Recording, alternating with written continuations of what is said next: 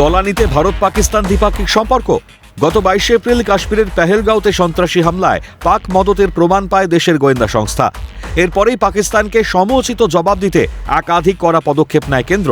তার মধ্যে একটি হলো পাকিস্তানি ভিসা বাতিল করা এবং ভারতে থাকা পাকিস্তানের নাগরিকদের দ্রুত ভারত ছাড়ার নির্দেশ। এই আবহে পাকিস্তানের ঘোষণা, ভারতে আটকে পড়া পাকিস্তানি নাগরিকদের জন্য তারা খোলা রাখবে ওয়াঘা সীমান্ত। পাকিস্তানের পররাষ্ট্র মন্ত্রণালয়ের মুখপাত্র জানিয়েছেন, ভারতীয় কর্তৃপক্ষ যদি তাদের দিক থেকে সীমান্ত অতিক্রম করার অনুমতি দেয় তাহলে আমরা আমাদের নাগরিকদের গ্রহণ করতে প্রস্তুত।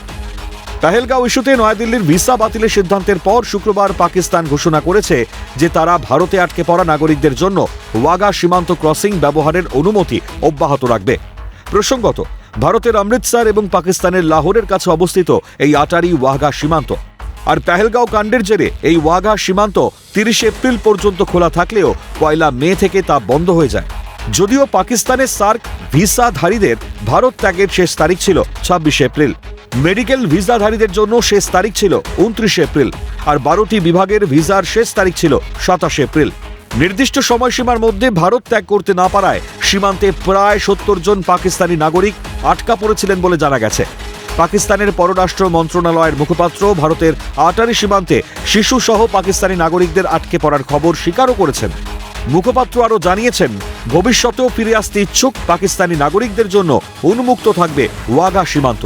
একই সঙ্গে তারা ভারতের ভিসা বাতিলের পদক্ষেপের সমালোচনাও করেছেন।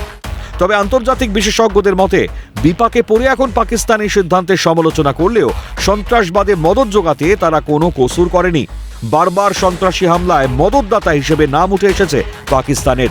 এমনকি 2008 সালে মুম্বাই হামলার অন্যতম চক্রী 77 বছর বয়সী লস্কর-ই-তৈবার মাথা হাফিজ সাইদকেও জামাই আদরে রেখেছে পাকিস্তান, যাকে সন্ত্রাসবাদী হিসেবে চিহ্নিত করে রাষ্ট্রসংঘ তার মাথার দাম ধার্য করেছে $10 মিলিয়ন।